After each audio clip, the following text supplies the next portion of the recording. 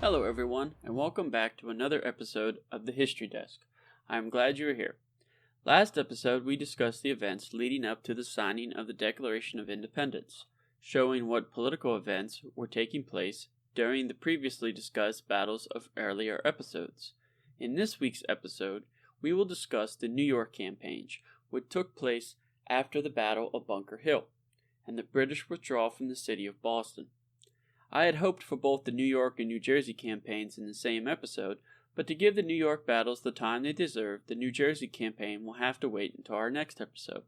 This episode will be longer than usual because of those details, but it's a story that needs to be told right, and I will try to just do that. I hope you enjoy. Alright, let's get started. As we discussed in an earlier episode, British forces were able to defeat the Patriots at the Battle of Bunker Hill, but at a great cost, and their forces in the city were still threatened by Patriot cannons on the heights overlooking the city. Among those cannons were those captured at Fort Ticonderoga, which we discussed in a previous episode as well. After news of the costly victory reached London, those in charge of the mission in the colonies, General William Howe and Lord George Germain, decided decisive action was needed against the city of New York, and its capture should be made a priority. The plan was to use forces recruited throughout the British Empire, as well as troops hired from many small German states as mercenaries. On the continental side, George Washington, who was at this time just named by the Second Continental Congress as the commander-in-chief of the Continental Army, also believed that New York was a place of great importance and must be defended. On his way to the siege of Boston, he stopped in New York and began to organize militias for the city's defense. In January of 1776, Washington would order Charles Lee to raise troops and take command of the defenses in New York City. By the time the British had pulled out of Boston in late March, Lee had made some progress in fortifying the city. Washington, who was worried that the British under General Howe would directly head to attack New York, sent regiments from Boston, including Israel Putnam, who would be in command until Washington arrived, to the city to bolster its defense. Washington himself would arrive in mid-April. At the end of April, Washington would have to diminish his force at New York when he was forced to send 6 regiments under John Sullivan to help with the floundering Quebec campaign in the north. Instead of immediately sailing for New York, General Howe withdrew his army from Boston to Halifax, Nova Scotia, and regrouped. British transports loaded with fresh troops, which were meant for New York, made their way to Halifax to bolster Howe's troops. In June, Howe, with 9,000 men who had been assembled so far, set sail from New York. German mercenaries and the troops still under Henry Clinton, from his unsuccessful expedition into the Carolinas, were intended to meet Howe in New York. General Howe's brother, Admiral Lord Howe, made it to Halifax with more reinforcements, and upon learning his brother had already left for New York, immediately sailed to meet him. When General Howe arrived in the outer harbor of New York, his ships began to sail up the undefended Narrows between Staten and Long Island.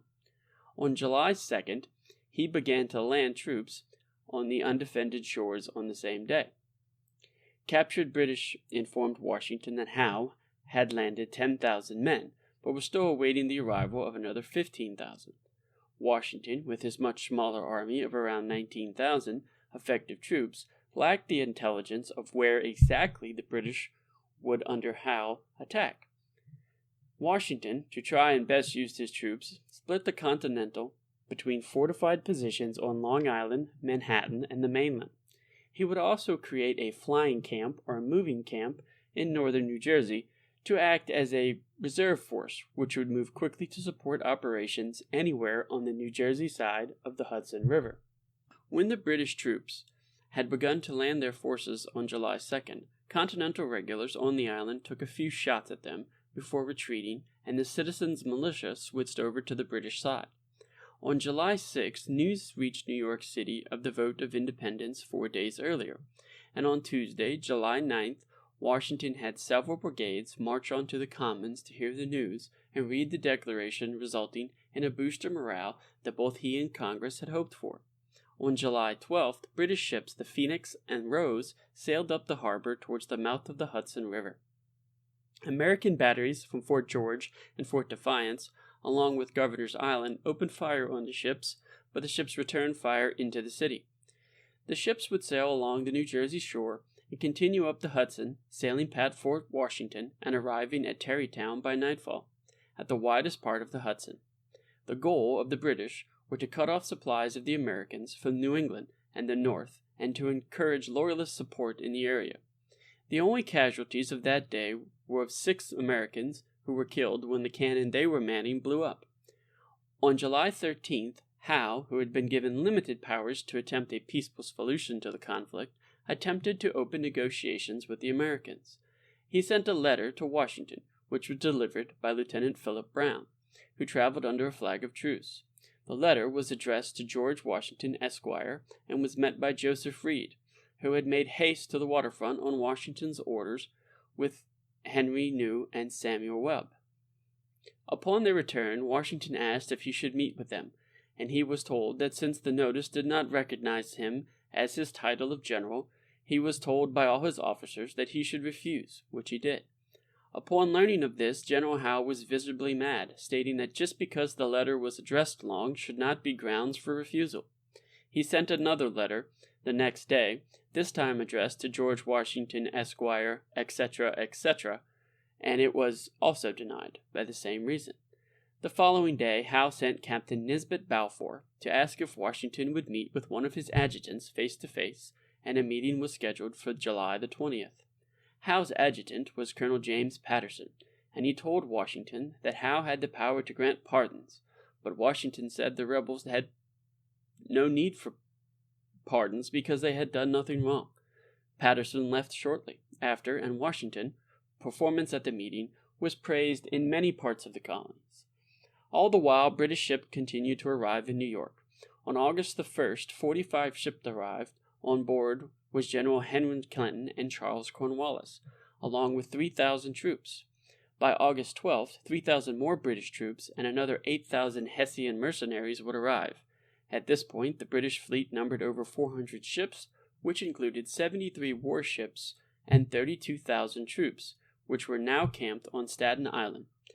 Faced with such a large force, Washington was not sure where the British might attack. Both Greene and Reese thought the attack would be at Long Island, but Washington felt the British would attack Long Island as a diversion for a main attack at Manhattan. He would break his army in half, sending half of it to Manhattan and the other half on Long Island. The army on Long Island was commanded by Greene. On August 20th, Greene would fall ill and was forced to leave to a house in Manhattan. While he recovered, John Sullivan would command until Greene would be well enough to return to duty. At 5:10 a.m. on August 22nd, an advance guard of 4,000 British troops left Staten Island under the commands of Clinton and Cornwallis to land on Long Island. At 8 a.m., 4,000 troops landed unopposed on the shore of Gravesend Bay. Pennsylvania riflemen under the command of Colonel Edward Hand were on the shore but did not oppose the landings, rather decided to fall back, killing cattle and burning farmhouses on their way. By noon, 15,000 troops had landed on shore with 40 artillery pieces as hundreds of loyalists came to greet the British. Cornwallis pushed on with his advanced guard, advancing 6 miles on the island and establishing a camp at the village of Flatbush, where he was given orders to advance no further.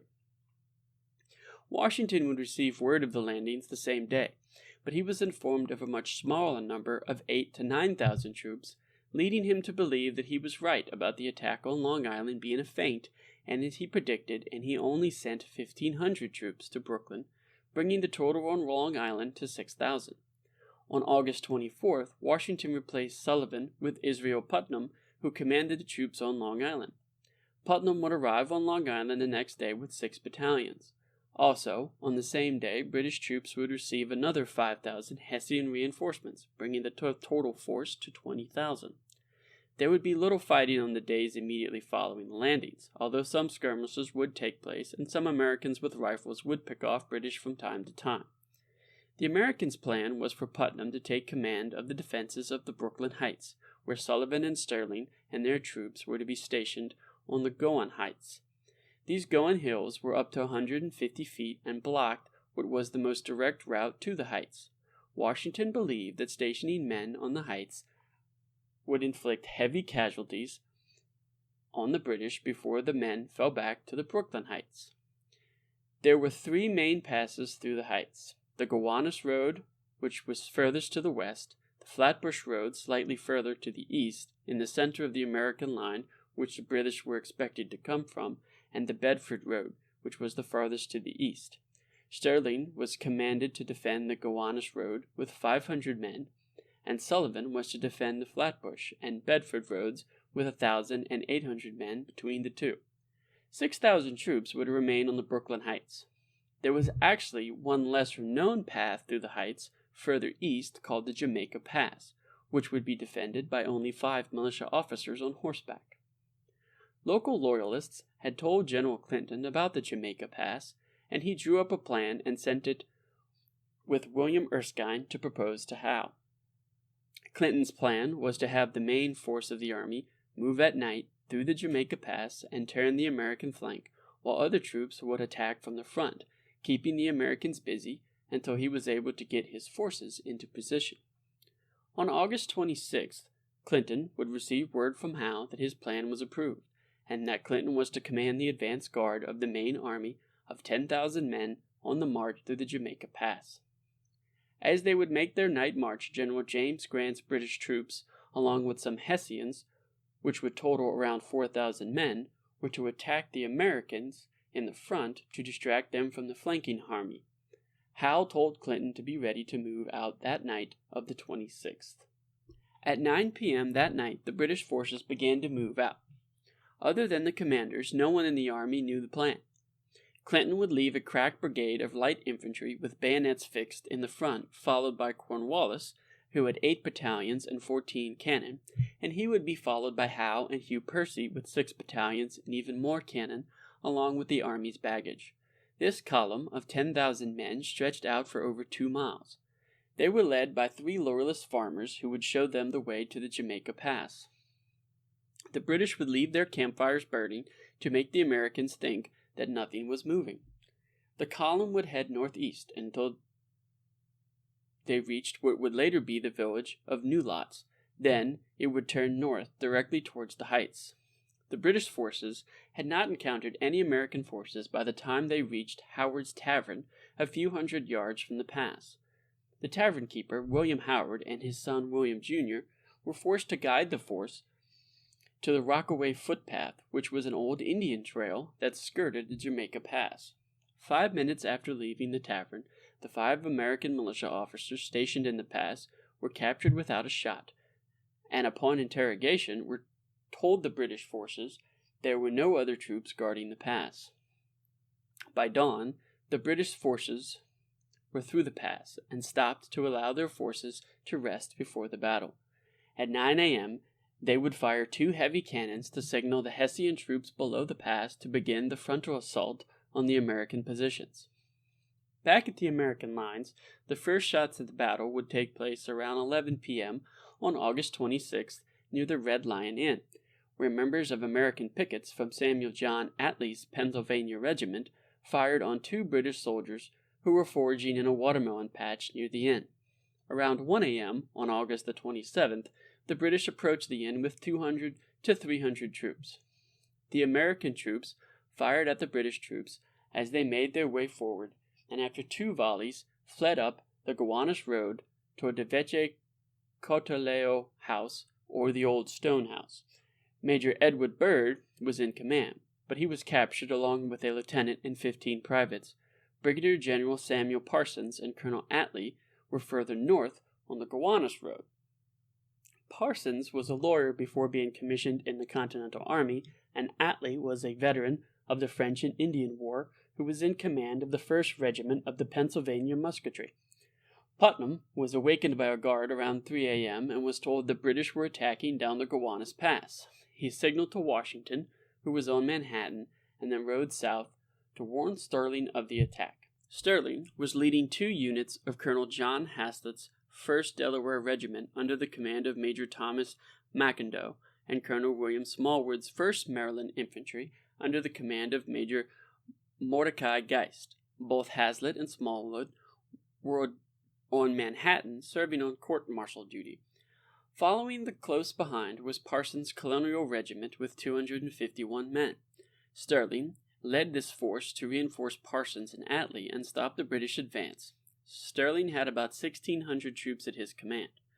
Sterling placed Attlee's men in an apple orchard on the south side of the Gowanus Road. Sterling took up positions with the Delaware and Maryland regiments just to the north of Attlee's position on the slopes of a rise. Some of the Maryland troops were positioned on a small hill, which is near today's 23rd Street, which was called Bach Hill. At the base of this hill, the road crossed a small bridge over the ditch which drained the marshy area. When the British advanced up the road, the American troops fired from the positions on the north side of the ditch. To their left was Colonel Peter Catchline's Pennsylvania Regiment. Just to the southeast of Block Hill were a few more hills, and among them is a hill which is the highest point in Kings County at 220 feet, which would be known as Battle Hill, and what is today Greenwood Cemetery at 23rd and 7th Avenue. The British would attempt to use the hill to outflank the American positions. The Americans would attempt to stop this by sending troops under Parsons and Attlee to take the hill. The British would reach the hill first, but the Americans were able to dislodge them after fierce fighting. Battle Hill was the site of the especially brutal fighting, with the Americans inflicting the highest number of casualties against the British during the entire Battle of Long Island. Among those killed was British Colonel James Grant, which led the Americans to believe they had killed General James Grant. He was killed by a Pennsylvania rifleman who had been sniping from a tree. Among the Americans dead was Pennsylvania Colonel Caleb Perry, who was killed while rallying his troops. The Hessians in the center of the battle, under the command of General von Heiste, began to bombard the American lines stationed at Battle Pass under General Sullivan. The troops did not attack, though, as they were waiting for the signal from the British troops who were flanking the American lines. The Americans, sure that the attack by Grant up the Gowanus Road was the main thrust, called Sullivan to send 400 of his men to help Sterling there. When General Howe fired their signal to the Hessians at 9 a.m., they began to attack up Battle Pass as the main army attacked Sullivan's forces from the rear. Sullivan would leave his advance guard to hold off the Hessians and turn the rest of his force around to meet the main body of the British attack. Heavy casualties began to mount on both sides, and men on both sides began to flee in fear. Sullivan attempted to calm his men and lead a retreat. By this point, the Hessians had overrun the advance guard on the heights, and the American left had completely collapsed. Hand-to-hand fighting followed, with the Americans swinging their muskets and rifles like clubs to save their own lives. It was later said the Americans who surrendered were bayoneted by the Hessians. Sullivan, despite all the chaos, managed to evacuate most of his men to Brooklyn Heights, though he himself would be captured. Also, at 9 a.m., Washington had arrived from Manhattan to realize he had been wrong about the feint on Long Island. He ordered more troops to Brooklyn from Manhattan. His official location is not known because of differing accounts, but most likely he was on Brooklyn Heights where he could view the battle. Sterling still held the line against Grant on the American right to the west. He held on for 4 hours, still unaware of the British flanking maneuver. Some of his own troops even thought they were winning the day because the British were unable to take their positions. Grant was reinforced by 2,000 Marines, and he hit Sterling's center by 11 a.m., and Sterling was also attacked on his left by the Hessians. Sterling pulled back, but British troops were from his rear, as well as south down the Gowanus Road. The only way to escape was across Bower's Mill Pond on the Gowanus Creek, which was 80 yards wide, and Brooklyn Heights lay on the other side. Sterling ordered all of his troops to cross the creek except for a contingent of Maryland troops under the command of Geist. This group would become known to history as the Maryland 400, although they would actually only number about 260 to 270 men. Sterling and Geist led these troops in a rearguard action against overwhelming numbers of British troops, which surpassed 2,000, and was supported by 2 cannons. Sterling and Geist led the Marylanders into 2 attacks against the British, who were in fixed positions inside and in front of the old stone house. After the last assault, the remaining troops retreated across Gowanus Creek. Some of the men who tried to cross were bogged down in the mud under musket fire, and others who could not swim were captured. Sterling, who was surrounded but unwilling to surrender to the British, broke through the lines to von Heister's Hessians and surrendered to them. 256 Maryland troops were killed in the assault in front of this old stone house, and fewer than a dozen made it back to the American lines.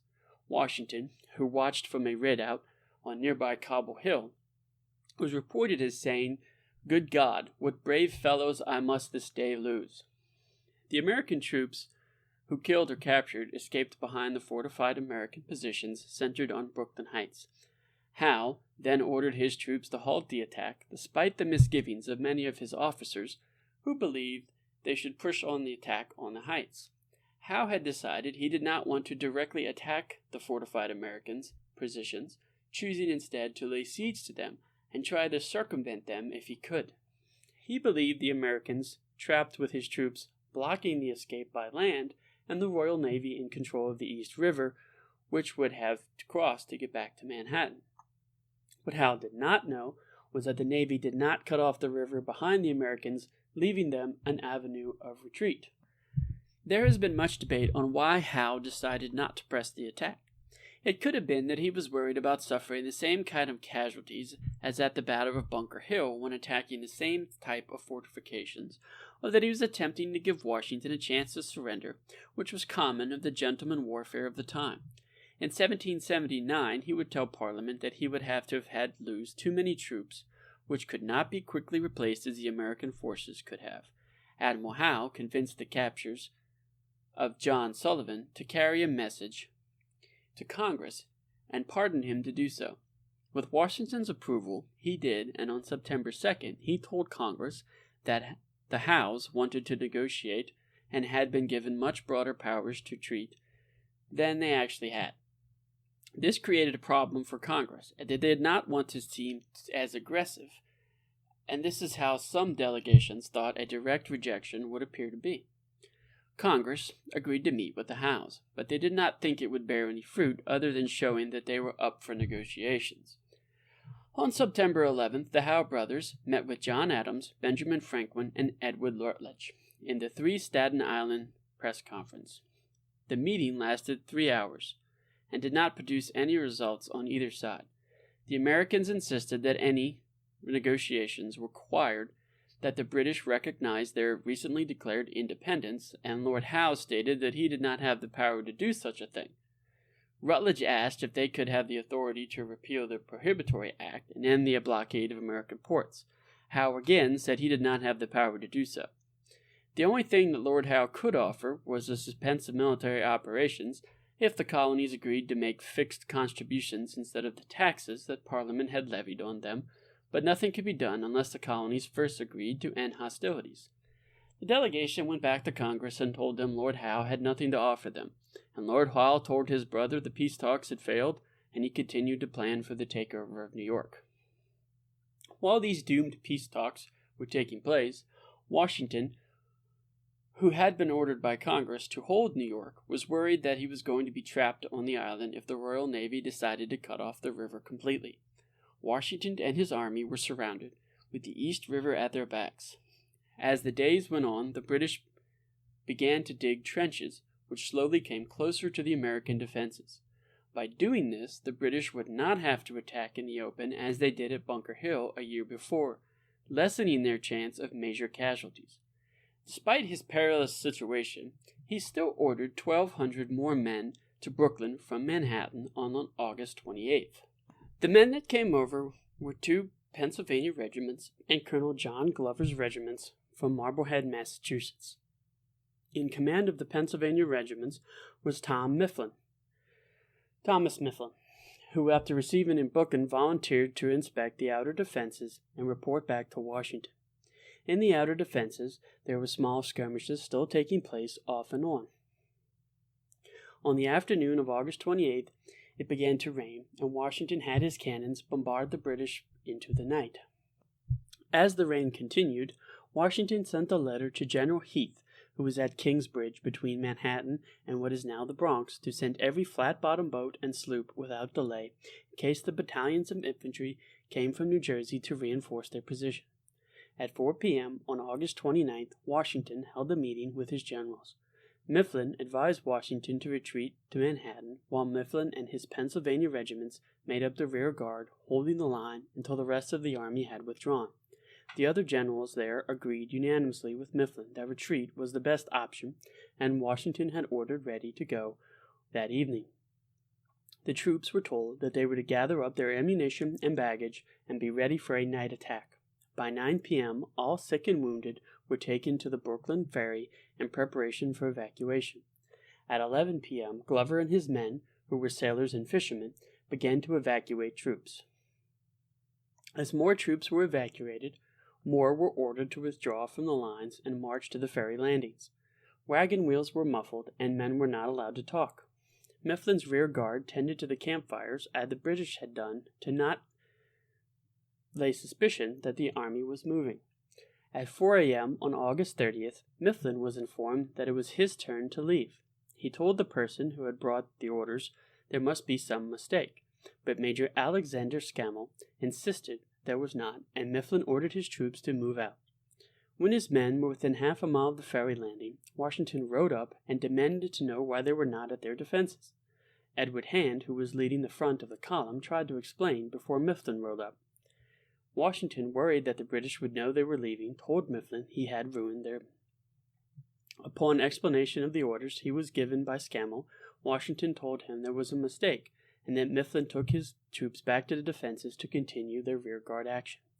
Artillery, supplies, and troops were all being evacuated across the river at this time, but it was not going as fast as Washington would have liked, and daybreak soon came. Luckily, a fog settled in and concealed the evacuation from the British.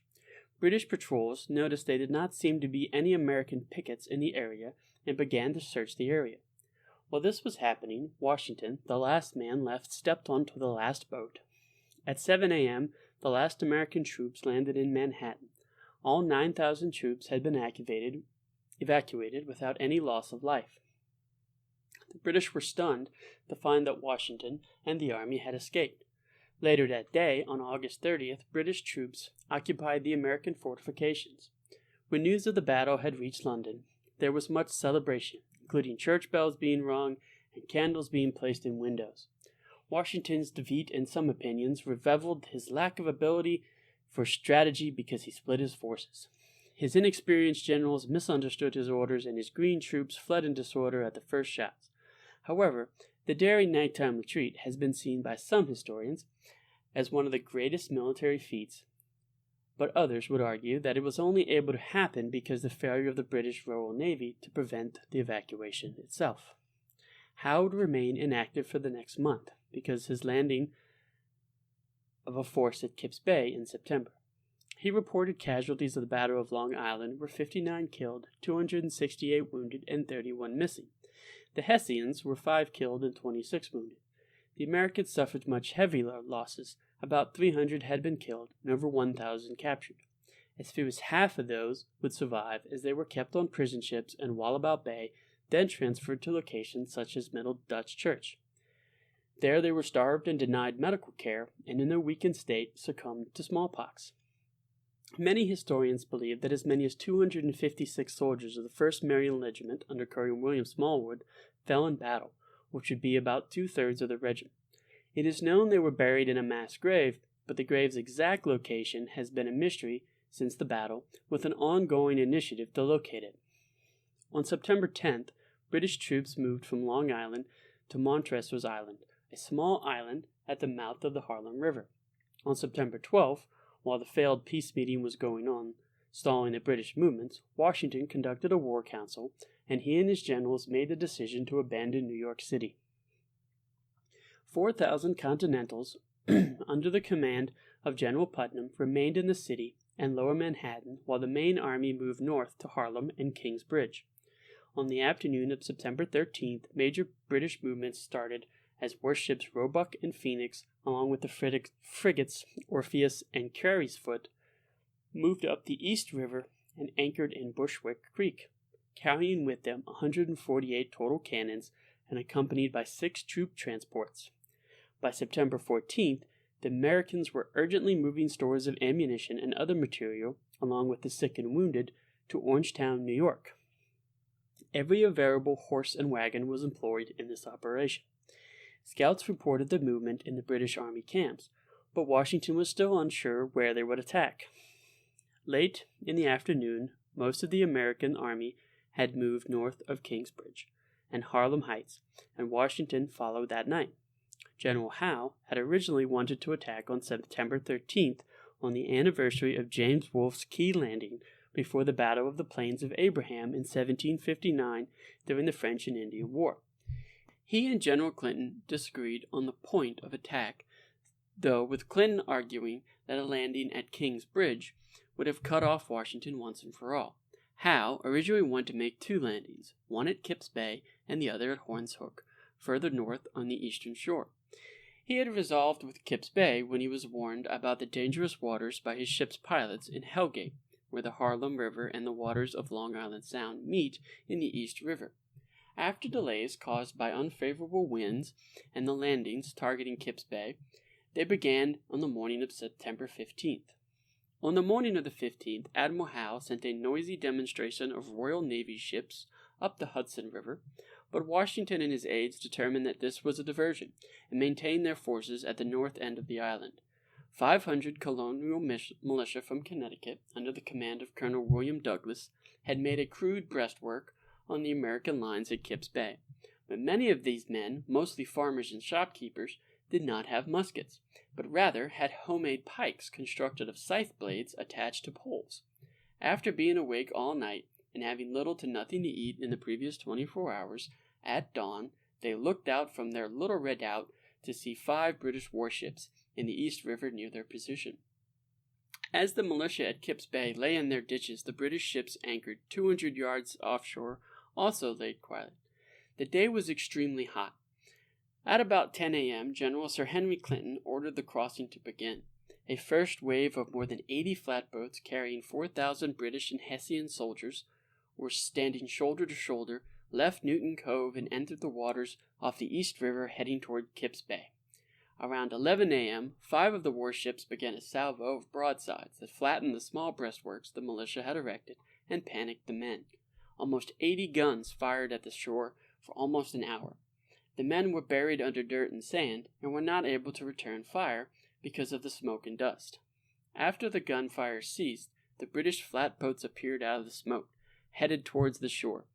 By then, the Connecticut militia was in a panicked retreat, and the British were able to begin their landings unopposed. Although Washington and his command staff arrived at Harlem Heights soon after the landing begun, they were unable to rally the retreating militia. About a mile inland from Kip's Bay, Washington rode his horse among the men and tried turning them around, and to impose some kind of order, and cursed furiously and violently. By some accounts, he lost his usual even temper, and even brandished his pistol and saber, threatening to shoot or run through the men if they did not turn and fight. When some men refused to stop and turn and fight the advancing Hessians, he reportedly struck their offers with his riding crop. The Hessians shot or bayoneted some American troops who tried to surrender. 2,000 Continental Army troops, under the command of General Parsons and John Fellows, arrived from the north, but seeing the sight of the chaotic militia retreat, turned and fled themselves. Washington, who was still in a rage, was riding within 100 yards of the enemy. One of his men had to grab the reins of his horse and hurry him to a safer place. More and more British troops came ashore, including light infantry, grenadiers, and Hessian Jaegers, or the Hessians' version of a special light infantry. They spread out, advancing in several directions. By late afternoon, another 9,000 British troops had landed at Kip's Bay, and Howe sent a brigade towards New York City to officially take possession of the city. While most Americans were able to escape to the north, not all got away. There was a report by a British officer of seeing a Hessian sever a rebel's head and stick it on a pole in the entrenchments. The southern advance pushed half a mile to Watts Farm before meeting stiff American resistance. The northern advance stopped at Inklenburg, or modern-day Murray Hill, just west of present-day Lexington Avenue under orders from General Howe to wait for the rest of the invading force. This was an extremely good turn of events for the Americans, because if Clinton had continued west to the Hudson, he would have cut off General Putnam's troops, which was nearly one-third of the army, trapping them in lower Manhattan. Putnam had come north with some men upon hearing of the landing, but after talking to Washington about being cut off, he returned to lead his men in their retreat. They abandoned all supplies and equipment which would slow them down, and under the guidance of Aaron Burr, his aide, marched north along the Hudson. The forced march of these men was so quick, and the British advance so slow, that only the last companies of Putnam's men skirmished with the enemy. When Putnam and his men marched into camp in Harlem after dark, they were greeted with cheers, and they had been feared lost. Henry Knox arrived later after a narrow escape, only made possible by seizing of a boat on the Hudson, was also greeted with great enthusiasm, and even was embraced by Washington himself. The British were welcomed by the remaining population of New York City, pulling down the Continental Army flag and raising the Union flag. Howe, who had wanted to capture New York with minimum bloodshed and destruction, considered the invasion complete. He did not want to pursue the Americans that day, and stopped his troops short of Harlem. Washington was extremely angry over the conduct of his troops. The Connecticut militia, who had already had a bad reputation, was labeled as cowards. Many, though, took up for them, saying if they had stayed in their face of the withering cannon fire and the overwhelming force, they would have been completely eliminated. On the next day, September 16th, Washington received reports of a British advance, but those wound up being false. Washington, who had expected an attack, sent out a force of 150 men under the command of Lieutenant Colonel Thomas Knowlton to reconnoiter the British lines. At daybreak, Knowlton's troops were spotted by British pickets from Brigadier General Alexander Leslie's Light Infantry Brigade. 2 to 3 companies of the 2nd Light Infantry Battalion advanced and attacked the enemy to their front. For more than a half an hour the skirmish continued in woods which spanned to local farms, Jones's and Hogeland's. When Knowlton realized that a numerically larger British force was about to turn his flank, he ordered a retreat, which was conducted with order and without loss, although about 10 men were lost in the skirmish itself. British forces followed in rapid pursuit, with Knowlton's party emerging into the open edge of the woods, overlooking a wide draw known as the Hollow Way, which marked the forward edge of Washington's position. The Rangers crossed into the American lines, while the pursuing light infantry stopped at the tree line to reorganize. The sound of the bugle calls, whether calling for reinforcements or regroup, sounded to many, including Washington's adjutant Joseph Reed, as though of a fox hunt, and seemed to him that they were intended as an insult. At this time, elements of the 2nd and 3rd Light Infantry Battalions, along with the 42nd Highlanders, were ordered up as reinforcements for the British. Reed, who had gone forward to confer with Knowlton, rode back to brief Washington and encourage him to reinforce the Rangers. Washington, who saw an opportunity to revive the spirits of his men after the many recent hard days, devised a plan to entrap the unwary patrol. He ordered the troops forward to make a diversionary attack in order to draw the British into the Hollow Way, while another detachment moved around the British right flank and cut them off. The diversion party, consisting of 150 volunteers, ran into the Hollow Way and began to engage the British, who responded by advancing down into the valley to occupy a wooded fence line and returned fire. The volunteers were reinforced by a further 900 men, and a prolonged exchange of fire ensued. Though both sides were too far apart, little damage was actually done. The flanking party, consisting of Knowlton's Rangers, reinforced by 3 companies of the Virginia Riflemen, commanded by Major Andrew Leete, totaled about 200 men. As they formed forward, they were led astray by one of the officers, and instead of coming out behind the British, they came out on their flank. During the attack, both Knowlton and Leete were fatally injured. Despite this, the American troops pushed on. The British troops, realizing their flank had been turned, retreated uphill to occupy a fence line. Washington reinforced his troops in the Hollow Way, and together with the flanking party, mounted a frontal attack. The British light infantry retired over an open farmland to a buckwheat field where Barnard College now stands. Here they received reinforcements, including a pair of 3-pound guns. Washington was originally reluctant to pursue the British troops, but after seeing that his men were slowly pushing the British back, he sent in reinforcements to engage in a direct attack. By the time all the reinforcements arrived, nearly 1,800 Americans were engaged in the buckwheat field. To direct the battle, members of Washington's staff, including Nathaniel Greene, were sent in. By this time, the British troops had been reinforced, bringing their strength up to a little less than the Americans. For an hour and a half, the battle went on in the field and in the surrounding woods, until with some units, including their cannon, firing all their ammunition, the British began to withdraw. The Americans pressed forward until Washington, worried that they were getting too close to British reserves, ordered a halt. Upon receiving the order to return to their lines, the troops gave a loud huzzah and left the field in good order. There was very little action for the next month, while the two forces remained in their fortified positions, each unable to decide upon their next move.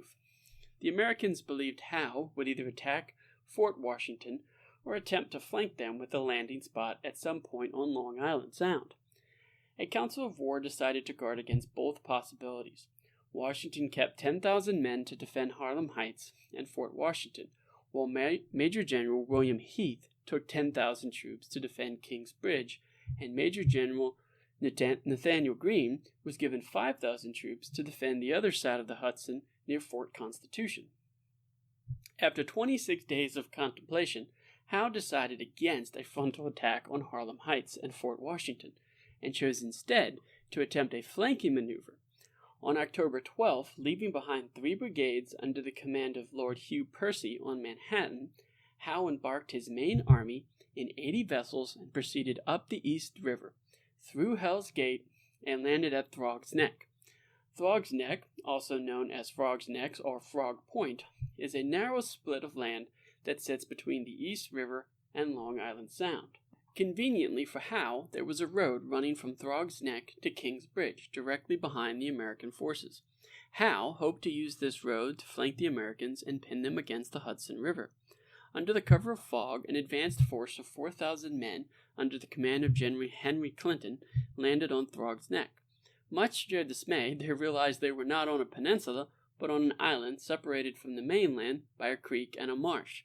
There were 2 ways to the mainland, a causeway and a bridge on one end, and a ford at the other.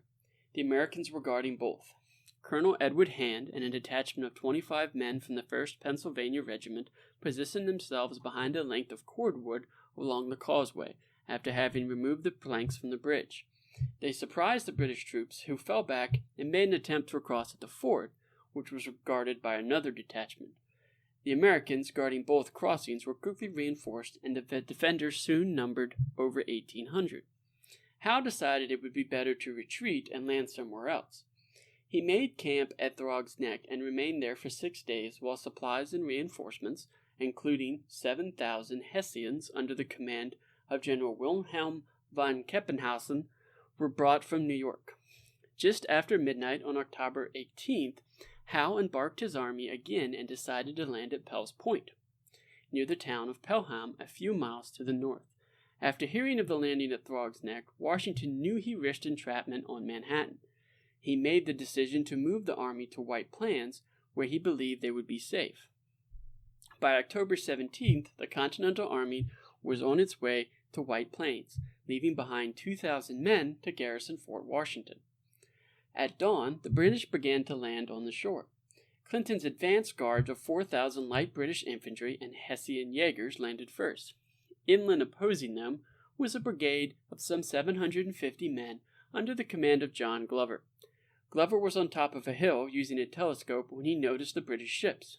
Glover would send an officer, Major William Lee, to report to Charles Lee, Washington's second in command, and ask for orders. However, Lee did not give any orders, and in the absence of them, Glover decided to attack. Glover turned out his brigade, leaving 150 men of the 14th Continentals behind in reserve. Glover had not closed half the distance when he ran into about 30 skirmishers. Glover would order a captain and his 40-man company forward as an advance guard to hold the British back while Glover organized the rest of the force. Glover prepared an ambush, placing the main body in staggering positions behind stone walls that lined either side of the laneway leading from the beachhead to the interior. Glover instructed each regiment to hold their position as long as they could before retreating to the rear while the next unit took up the fighting. Glover then rode up to take command of the advance guard. The advance guard and the British began to engage with each other, with both sides taking casualties. After some time, the British began to reinforce, and Glover ordered a retreat, which was done without confusion. The British troops began to advance at the retreating Americans. However, the 200 troops of the 13th Continentals that Glover had stationed behind the stone wall stood up and fired at the British when they were only 30 yards away. The ambush worked, and the column of British took heavy losses and fell back to the main body of the invading army. The British waited half an hour before attacking again, but this time, when they attacked with 4,000 men and 7 cannon. The British bombarded the American position behind the stone wall as their infantry advanced. The cannon fire was ineffective, and when the British came within 50 yards, the American fired a volley, which stopped the British infantry. The British returned fire, and muskets and rifle fire ensued for 20 minutes. The British, supported by cannon, at which point the lead American regiment fell back under cover of the next reserve regiment. The 3rd Continental Regiment was stationed behind the stone wall on the opposite side of the road. The British attacked the position of the 3rd, and engagement ensued. Both sides kept up constant fire, the Americans breaking the British lines several times. However, after 17 volleys, the British numbers began to overwhelm the Americans, and Glover ordered the withdrawal to another stone wall at the crest of the hill, while the next regiment in line, the 26th Continentals, engaged the British. A recon party of 30 men was sent out from behind the 3rd stone wall to see if the British would try and flank the American position. The party ran into the British, who had continued to advance, and they fell back to the stone wall. The Americans behind the wall fired 1 volley before Glover gave them the order to retreat. The Americans retreated across a bridge over the Hutchinson Stream, their retreat covered by 150 men of the 14th Continentals, who engaged in an artillery duel with the British. Howe camped on a hill opposite the stream, but made no attempt to cross the stream. The next day, Glover and his force retreated to the town of Yonkers. With the British advance delayed, the main army under Washington was able to safely evacuate Harlem to the White Plains. Howe slowly moved his army through New Rochelle and Scarsdale. Washington established his headquarters at the Elijah Miller House in North White Plains on October 23rd and chose a defensive position that he fortified with 2 lines of entrenchments. The trenches were situated on raised terrain and protected on the right by a swampy ground of the Bronx River, with steeper hills further back as a place to retreat. The American defenses were 2 miles long. Beyond that, on the right, was Chatterton's Hill, which commanded the plain over which the British would have to advance. The hill was initially occupied by militia companies numbering several hundred, which might have included John Brooks' Massachusetts Militia Company. On October 24th and 25th, Howe's army moved from New Rochelle to Scarsdale, where they established a camp covering the eastern bank of the Bronx River. This move was apparently made in the hopes of catching Charles Lee's column, which had to alter its route towards White Plains and execute a forced march at night to avoid them. Howe remained at Scarsdale until October 28th, when his forces marched towards White Plains, with British troops on the right under General Clinton and primarily Hessian troops on the left under General von Heiste. While Washington was inspecting the terrain and determining where to best station his troops, he was alerted that the British were advancing. After returning to his headquarters, he ordered the 2nd Continental Regiment under Joseph Spencer out to slow the British, and sent Hazlitt and the 1st Delaware Regiment along with Alexander McDougall's brigade to reinforce Chatterton Hill. Spencer's force advanced to a position on the Old York Road at Hart's Corner, and there exchanged fire with Hessians, led by Colonel Johann Rall, that were at the head of the British column on the left.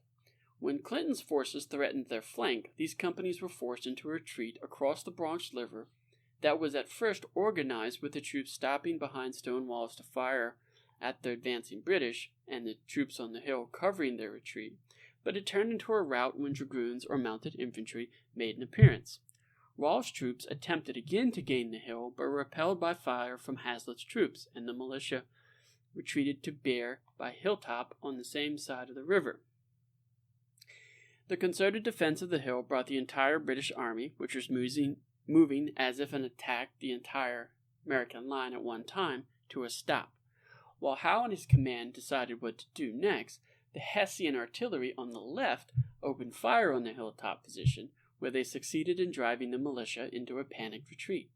The arrival of McDougall and his brigade helped to rally them, and a defensive line was formed with the militia on the right and the Continentals on top of the hill. The British attack was organized with Hessian regiments leading the assault. Rawle was to charge the American right, while a Hessian battalion under Karl van Donop was to attack the center. A British column under General Alexander Leslie was to attack the right. Donop's forces either met difficult fording the river or were reluctant to do so because the elements of the British force was the first to cross. Rawle's charge scattered the militia on the American right, leaving the flank of the Maryland and New York regiments exposed as they poured musket fire into the British attackers, which temporarily halted the British to their front. The exposure of their flank caused them to begin a fighting retreat, which progressively forced the remainder of the American line, which was engaged with other parts of the British advance, to give way and retreat as well. Hazlitt's Delaware Regiment, which anchored the American left, provided covering fire, while the remaining troops retreated to the north and were the last to leave the hill. The fighting was intense, and both sides sustained significant casualties before the Continentals made a disciplined retreat. The two generals remained in their positions for 2 days. While Howe reinforced the position of Chatterton Hill, Washington organized his army to retreat into the hills. With the arrival of additional Hessian and Waldock troops under Lord Percy on October 30th, Howe had planned to act on the Americans in the following day. However, a heavy rain set in, and when Howe was ready to attack, he awoke to find that Washington had eluded his grasp again. Washington would withdraw his army to the hills on October 31st, establishing a camp near Newcastle. Howe chose not to follow, rather trying without success to draw Washington out. On November 5th, he turned his army south with the plan to finish evicting the last colonial troops from Manhattan, those being the garrison left at Fort Washington and Fort Lee. When the army withdrew to White Plains, Washington left about 1,200 men at Fort Washington under the command of Colonel Robert Magaw. The force was too small to fully defend the extensive works of the fort. On November 8th, about 24 Americans drove off a slightly larger Hessian force from the forward redoubt. The Hessians held higher ground with better cover and had the advantage of artillery support, but were unable to maintain their position. The American forces, after burning and looting the temporary structures on the site, occupied it until dark, then returned to their own lines. The next day, Hessians had reoccupied the spot, but were again driven off, this time by a larger Continental force, leaving 10 dead Hessians. Because of these minor victories, Magaw became overconfident and stated the fort could be held during a siege until the end of December. On November 2nd, Magaw's adjutant, William Demont, deserted and supplied the British command with detailed plans of the fortifications. Percy sent the information to Howe, who received it just days after defeating Washington at White Plains. Between the end of the Battle of White Plains and the soon assault on the fort, reinforcements trickled into the fort, bringing the defenders to around 3,000, but was still too few to fully man the defenses. Washington had originally thought of abandoning the fort, but he was convinced not to by Nathanael Greene. On November 4th, Howe ordered his army south toward Dobbs Ferry. Rather than pursue the U.S. forces into the highlands, and prompted by the intelligence of Demont, Howe decided to attack Fort Washington. Washington responded by again dividing his army. 7,000 troops were to remain east of Hudson under the command of Charles Lee to prevent the invasion of New England. General Heath, with 3,000 men, was to guard the Hudson Highlands to prevent a further British advance north, and Washington, with 2,000 men, was to go to Fort Lee. On November 13th, Washington and his men reached Fort Lee. Howe's plan to attack the fort was to storm the front from 3 sides, with a fourth being a feint. Hessian troops under Wilhelm von Kassenhausen would attack the fort from the north. Percy was to lead a brigade of Hessians and several British battalions from the south, and Lord Cornwallis with the 33rd Regiment of Foot and General Edward Matthew with the light infantry would attack from the east. The feint was to be made by the 42nd Highlanders, who were to land on the east of Manhattan, south of the fort. Before attacking, Howe sent Lieutenant Colonel Patterson under a flag of truce on November 15th to deliver a message that the fort did not surrender, the entire garrison would be killed. Magaw said the Patriots would defend the fort, as he put it, to the last extremity. Before dawn on November 16th, the British and Hessian troops moved out. Knippenhausen and his troops were ferried across the Harlem River on flatboats and landed on Manhattan. The pilots that returned their boats downriver to ferry Matthew's troops across, but because of the tides were unable to get close enough to the shore to bring the troops across. The Hessians had to halt their advance until Matthew's forces could be brought across. At about 7 a.m., Hessian guns opened fire on the American battery at Laurel Hill, and the British frigate Pearl began to fire at the entrenchments. South of the fort, Percy had his gun open fire on the fort itself, targeting its guns, which had damaged British ships a few weeks before the attack. By noon, the Hessians were able to restart their advance. As soon as the tide was high enough, Matthew and his troops, now accompanied by Howe, were ferried across the river as well. The troops landed under heavy fire from the American artillery on the Manhattan shore. The British troops charged up the hillside and dispersed the American until they reached the redoubt defended by some Pennsylvania volunteer companies. After a brief engagement, the Americans turned and ran towards the fort. To the north of the fort, the Hessian right, commanded by Rahl, moved up the steep hillside south of the Spitzendarkville Creek against no resistance from their defenders. The Hessians began to bring up their cannons. At the same time, the main body of Hessians, 4,000 men under Knippenhausen, began to advance down the post road, which ran between Laurel Hill and the hill Rahl was on. The Hessians crossed swampy land, and when they approached the wooded hillside near the fort, they were fired upon by 250 riflemen of the Maryland and Virginia Rifle Regiment under the command of Lieutenant Colonel Moses Rawlins. His men hid behind rocks and trees, and darted from place to place to shoot at the Hessians as they tried to advance through the fallen trees and rocks. The first and second charged by the Hessians were repulsed by Rawlins' riflemen.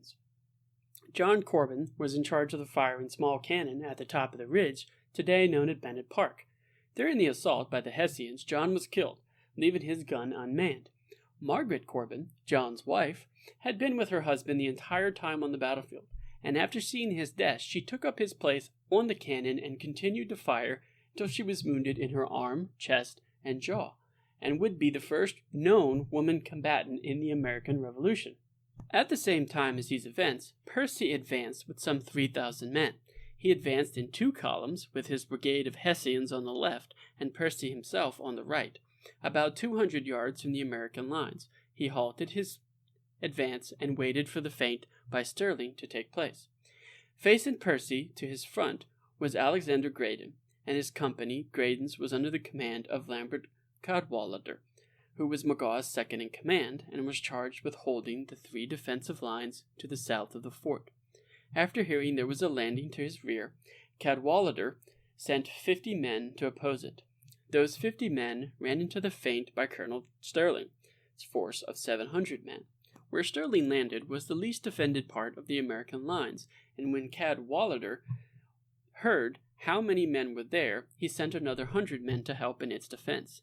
The British landing party spread out looking for a path through the rough terrain on the landing spot. The Americans took up positions on the hilltop and began firing at the British troops that were still crossing the river. Sterling's men were already calling the heights and charged the Americans, dispersing them. Upon hearing the firing and knowing the feint was in play, Percy told his men to begin their advance. British artillery forced Graydon from the first defensive line, and he ordered his men to fall back to the second line of defense. It was here that he encountered General Washington, Greene, Putnam, and Hugh Mercer, and encouraged them to leave the fort, which they did, sailing across the river to Fort Lee immediately. Magaw, realizing that Cadwallader was in danger of being surrounded, sent orders for him to withdraw towards the fort. His force was pursued by Percy's at the time that the troops opposing Sterling's feint were being chased back to the fort. Some of the retreating Americans engaged Sterling's force, allowing most of the troops to escape to the fort safely. With the collapse of Magaw's outer line, To the south and to the east of the fort, a general retreat to the perceived safety of the fort took place by most troops. To the south, the third line of defense had never been completed, so Cadwalader had nowhere left to retreat except the fort itself. To the north, the riflemen of the Rawlins still held, but just barely, as they were fewer in number and many of their muskets had malfunctioned from rapid firing. Some men had to resolve themselves to pushing boulders down on the advancing Hessians. The battery at the fort was silenced by the Pearl. By this time, the riflemen' fire had all but ceased, and the Hessians were able to slowly advance up the hill and engage the Vendors in hand-to-hand combat. Overpowering the Americans, the Hessians reached the top of the hill and swamped the redoubt with a bayonet charge, capturing it quickly. Washington, who was now watching the battle from across the river at Fort Lee, sent orders to Magaw asking him to hold out until nightfall, hoping that he might be able to achieve another nighttime evacuation. But by this time, the Hessians had taken the ground between the fort and the Hudson River. Johann Rall was given the honor of requesting the surrender of the fort's defenders. Rall sent Captain Hohenstein, who spoke both English and French, under a flag of truce to call for the surrender. Hohenstein met with Cadwalader, who requested that Magaw be given 4 hours to discuss this surrender with his officers. But this request was denied, and he was given half an hour to decide. As Magaw was consulting with his officers, Washington's messenger, Captain John Gooch, arrived just before the fort was completely surrounded, with the request to hold off until midnight. Magaw, at this time, attempted to get better terms for his men, who were only promised they would be able to keep their belongings, but this failed as well. Magaw announced his decision to surrender at 3 p.m., and at 4 p.m., the American flag was brought down in the fort and replaced with the British flag. Before the surrender, John Gooch leaped off the side of the fort, tumbled to the bottom of the cliff, evaded musket fire and bayonet stabs, and got onto a boat, arriving back at Fort Lee a few hours later. 2,837 men were captured at the fort, but because of the conditions of prison ships previously mentioned, only 800 survived their captivity to be released 18 months later in a prisoner exchange. Nearly 3/4 of the prisoners died. 3 days after the fall of Fort Washington, Fort Lee was abandoned by Patriot forces. Washington and the army retreated through New Jersey and crossed the Delaware River into Pennsylvania, northwest of Trenton. He was pursued as far as New Brunswick, New Jersey, by British forces. General Howe, after consolidating British positions around New York Harbor, detached 6,000 men under the command of General Clinton and Percy to take Newport, Rhode Island, which they would, without opposition, in December 18th. Meanwhile, he sent Lord Cornwallis to chase Washington's army through New Jersey, forcing the Americans to withdraw into Pennsylvania in early December. The outlook of the Continental Army, and thus the Revolution itself, was bleak. Thomas Paine would write, "These are the times to try men's souls." In the American crisis, Washington's army had dwindled to fewer than 5,000 men fit for duty and would be significantly reduced after enlistments expired at the end of the year. Spirits were low, popular support was wavering, and Congress had abandoned Philadelphia, fearing a British attack. Washington ordered some of the troops that returned from the failed invasion of Quebec to join him, and also ordered General Lee's troops, which had left north of New York City, to join him. Lee, whose relationship with Washington was at times difficult, made excuses and only traveled as far as Morristown. When Lee strayed too far from his army on December 12th, his exposed position was betrayed by Loyalists, and a British company, led by Lieutenant Colonel Banastre Tarleton, surrounded the inn where he was staying and took him prisoner. Lee's command was taken over by John Sullivan, who finished marching the army to Washington's camp across the river from Trenton. The capture of Lee presented the Howes with a problematic prisoner. As with a number of the Continental Army leaders, he had previously served in the British Army. Because of this, Howes at first treated him as a deserter, with threats of military punishment. However, Washington intervened, tying the treatment of Lee to the treatment of prisoners he held. Lee was ultimately treated well, and apparently offered the British commanders advice on how to win the war. Because the Americans did not have a prisoner of comparable rank, Lee remained a prisoner in New York until 1778, when he was exchanged for Richard Prescott. The failure of the Continental Army to hold New York also brought about a rise in Loyalist activity, as the city became a haven for refugee supporters of the Crown from elsewhere across the region. The British therefore actually recruited in New York and New Jersey to build regiments of provincial militia with some success. Royalists in these areas may have been motivated by seeing elements of the rebel army head home after enlistments ended. One New York Patriot militia leader would write that 30 of his men would rather re-enlist with him had instead signed up with the enemy. On November 30th, Admiral Howe offered amnesty to anyone who had taken up arms against the Crown, provided they swore an oath to it. Washington responded with his own proclamation suggesting that those who did not renounce such oaths should immediately go behind British lines. As a result, New Jersey became a civil battlefield with militia actively, as well as spying and counter-spying conducting for the rest of the war. With the campaign at an apparent conclusion for the season, the British established a chain of outposts in New Jersey, stretching from Perth Amboy to Bordentown, and entered winter quarters. They controlled New York Harbor and much of New Jersey, were in good position to resume operations in the spring, with the rebel capital of Philadelphia in striking distance. Howe then sketched that campaign for the following year in a letter to Lord Germain: 10,000 men at Newport, 10,000 for an expedition to Albany to meet an army descending from Quebec, 8,000 to cross New Jersey and threaten Philadelphia, and 5,000 to defend New York. If additional foreign forces were available, operations could also be considered against the southern states. And that's the end of the New York campaign. We have Washington retreating. Continental Army is falling apart. They're in New Jersey. They've been kicked out of New York.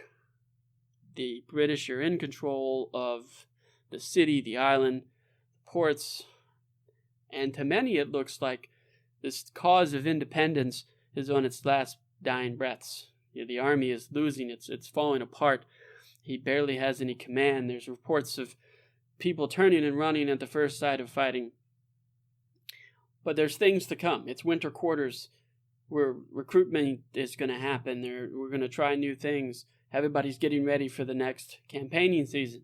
And as we know, there are a few things that happen during Christmas that are extremely important. But that is going to be for our next episode when we cover the New Jersey campaign in as much detail as we covered this New York campaign.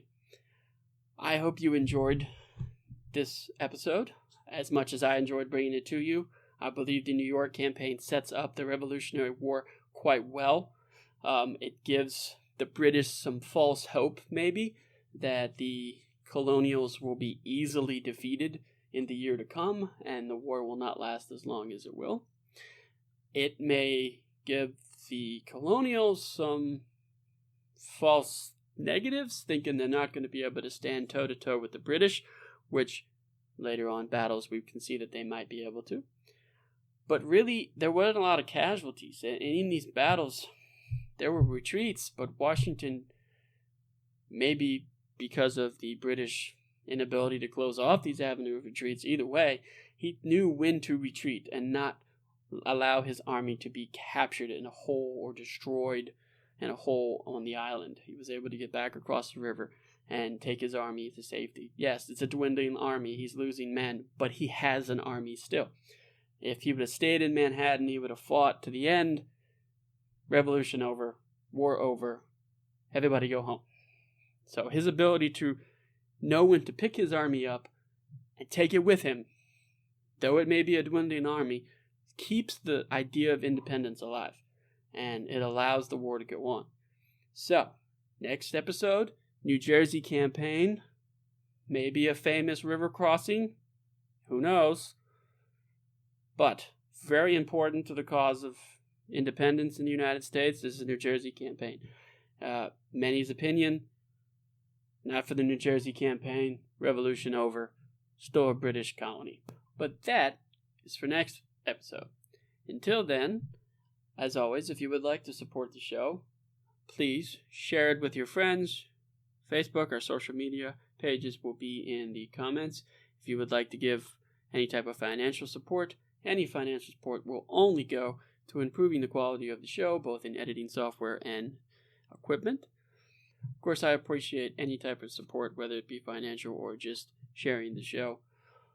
Until our next episode, as always, keep reading, keep learning, keep studying history. I'm Jonathan, this is the History Desk, and I'll catch you next time. Goodbye, everybody.